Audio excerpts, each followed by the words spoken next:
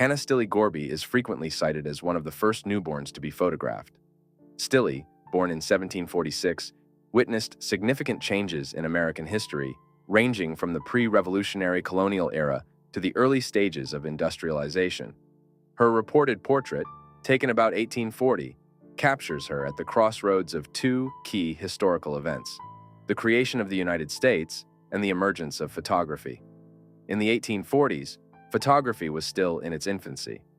The daguerreotype technology, invented by Louis Daguerre and made public in 1839, transformed how moments may be captured for posterity. By the 1890s, French veterans of the Battle of Waterloo were becoming increasingly rare, with their numbers dropping year after year. These warriors, who had previously stood shoulder to shoulder in a deadly battle against the Duke of Wellington and Gebhard von Blücher's combined forces, had witnessed the end of an era. Their memories, which remained vivid, served as a heartbreaking reminder of the epic clash that transformed Europe's political landscape.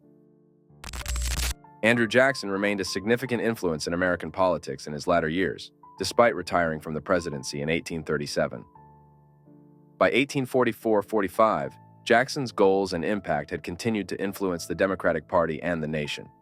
His unwavering confidence in the ideas of popular sovereignty and strong executive power had a lasting impact on American administration.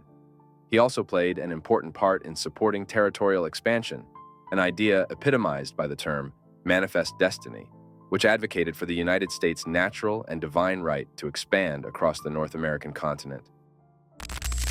In 1843, John Quincy Adams was progressively cementing his reputation as a powerful leader and zealous advocate for several causes, most notably the abolition of slavery. Adams, who served as the sixth President of the United States from 1825 to 1829, and is currently serving his ninth term in the House of Representatives, remained committed to public duty as he grew older. His tenure in the House, which began in 1831 following his administration, distinguished him as one of the few former presidents to take on another prominent position in government, making him a unique and influential character in American politics. The Duke of Wellington, also known as Arthur Wellesley, had by 1844 cemented his reputation as one of Britain's greatest military leaders and statesmen. By this time, his victory at the Battle of Waterloo in 1815 had already become legendary, ensuring that his name would forever be associated with the defeat of Napoleon Bonaparte and the consequent reshaping of Europe. However, his contributions extended far beyond the battlefield. Serving twice as Prime Minister, Wellington played a pivotal role in guiding Britain through turbulent political landscapes in the early 19th century. Martin Van Buren, the eighth President of the United States, served from 1837 to 1841. By 1849, Van Buren had completed his term and retired to a peaceful life. As a fundamental creator of the Democratic Party and a central actor in Andrew Jackson's administrations, he helped shape the political landscape of early 19th century America. In the years after his presidency, Van Buren stayed involved in politics and attempted a comeback. In 1844, he ran for the Democratic presidential nomination again, but was defeated by James K. In 1911, Harriet Tubman, one of the most celebrated figures in American history, was living her final years in Auburn, New York. Despite her advanced age, Tubman's legacy as a fearless conductor of the Underground Railroad, a spy for the Union Army during the Civil War, and an advocate for women's suffrage continued to inspire many. Tubman's early life was marked by the brutality of slavery, from which she escaped in 1849. After gaining her freedom, she made it her mission to rescue others from bondage, leading approximately 70 enslaved individuals to freedom through the Underground Railroad. Her incredible bravery and tactical prowess earned her the nickname Moses for her role in leading her people to liberation. At the turn of the 20th century, the American West was in the twilight of its wild, lawless days. Among the last of the legendary outlaws was a man named Robert Leroy Parker, better known by his alias, Butch Cassidy. Cassidy, along with his partner Harry Longabaugh, alias the Sundance Kid, led a notorious gang known as the Wild Bunch. Their exploits captivated the public and confounded law enforcement, making them the stuff of legend. In 1909, the Wright brothers, Orville and Wilbur, were already gaining recognition for their groundbreaking achievements in aviation.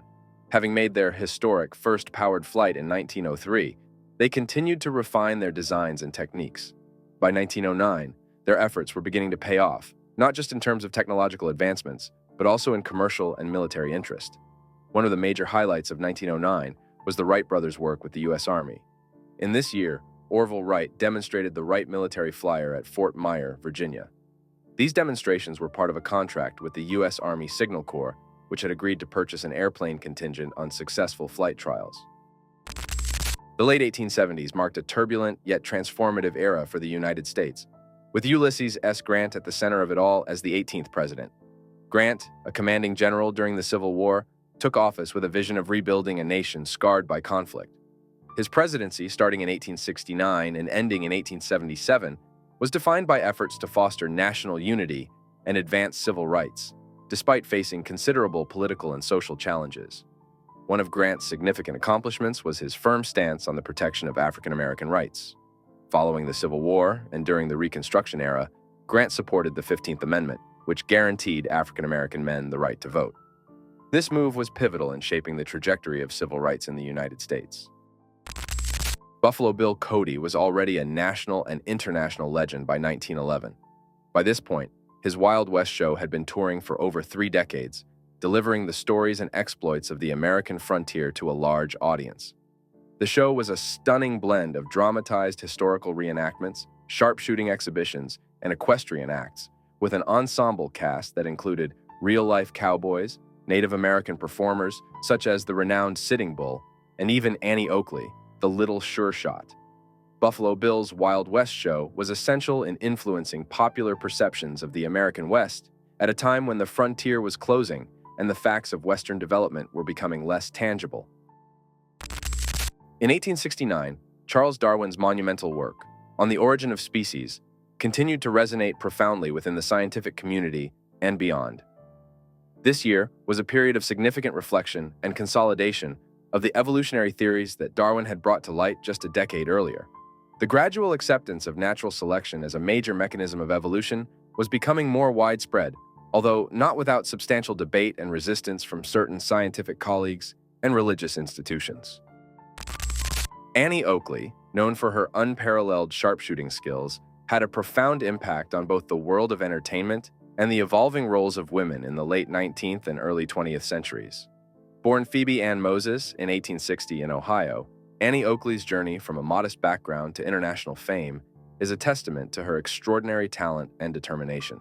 By the time she was performing in Buffalo Bill's Wild West show in 1885, she had already solidified her reputation as one of the most skilled markswomen of her time. Oakley's performances were nothing short of legendary. She could shoot a dime tossed in the air from 90 feet away and split a playing card edge-on at 30 paces. Her precision and flair on stage captivated audiences, making her a significant draw for the Wild West show's tours across Europe and the United States.